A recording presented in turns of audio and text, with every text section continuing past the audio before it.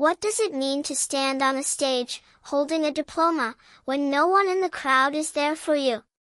I stood there, 18 years old, in a sea of black gowns and cheering families, my heart pounding with a mix of pride and ache.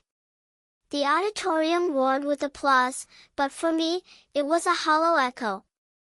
My name, Lily Harper, was called, and I crossed the stage, gripping my diploma like it was the only thing tethering me to the world. No parents, no siblings, no friends, just me, graduating alone. I wasn't always alone. Growing up, I had a family, flawed but mine. My mom worked double shifts at the diner, her hands rough from scrubbing plates, but she'd still braid my hair before school. My dad was a mechanic, always smelling of motor oil, his laugh loud enough to fill our tiny apartment.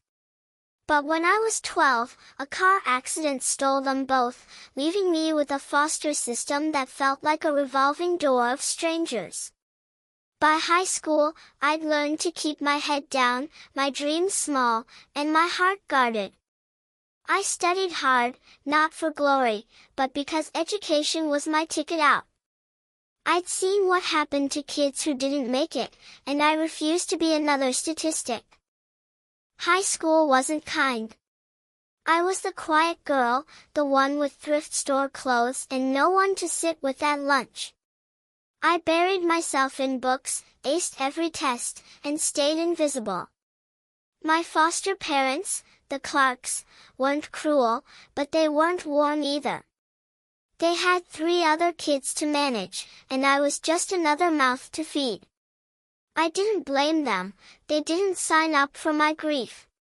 Still, I longed for someone to notice me, to see the girl behind the grades. The only place I felt seen was in Miss Carter's English class. She was my junior year teacher, with a voice that could make Shakespeare sound like a friend telling you a story. She had this way of looking at you, like she saw your soul, not just your face. When I wrote essays about loss or dreams, she'd leave notes in the margins. This is powerful, Lily. Keep writing. I'd clutch those papers like treasures, rereading her words when the loneliness got too heavy. But I never told her about my life. I was too proud, too scared of pity. Graduation day loomed like a mountain. I'd earned a full scholarship to a state university escape hatch. But as the ceremony approached, the weight of my solitude grew. Other kids talked about family dinners, proud parents, and graduation parties. I had none of that.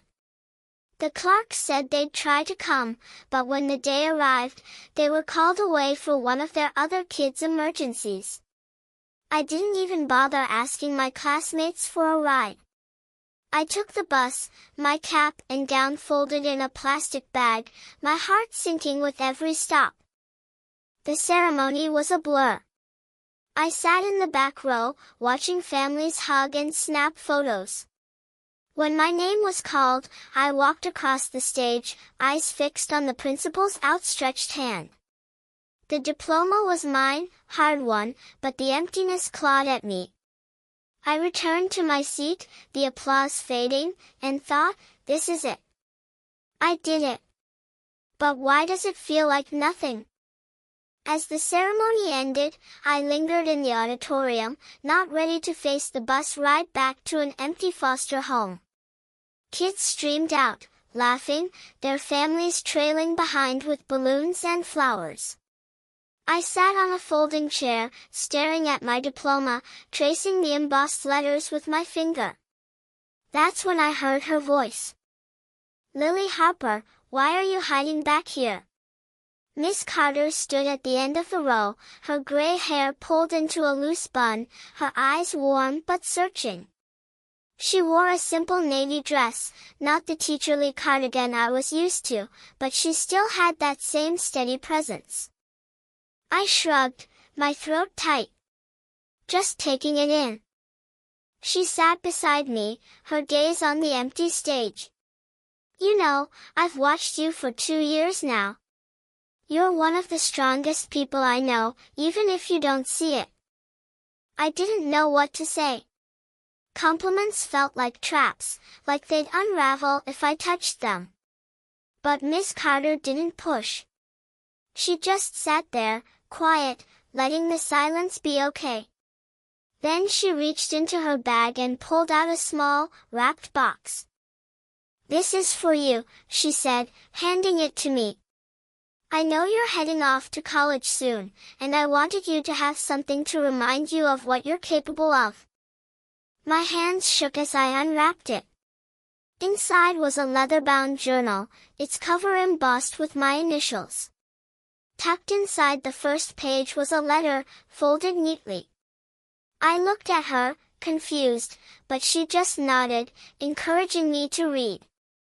The letter was from Mr. Delgado, the school janitor.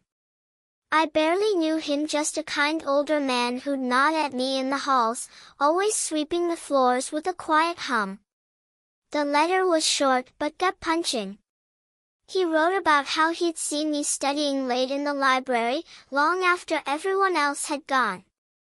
He'd lost his own daughter years ago, he said, and watching me push through reminded him of her strength. He'd told Miss Carter about me, and together, they'd decided to do something. The journal wasn't just from her, it was from both of them, a gift to honor my perseverance. I couldn't speak.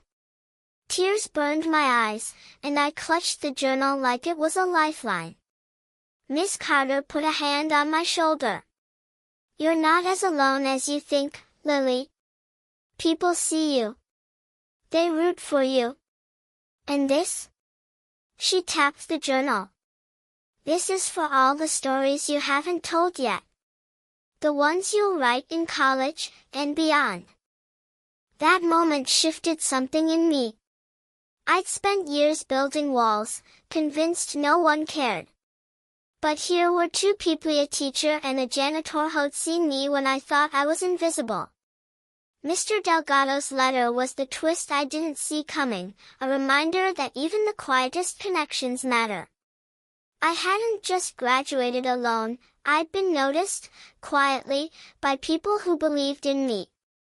Miss Carter drove me home that night. We talked about college, about the books I'd read, about the stories I might write. When we pulled up to the Clark's house, she hugged me fierce, like a mother would. "You're going to change the world, Lily," she said.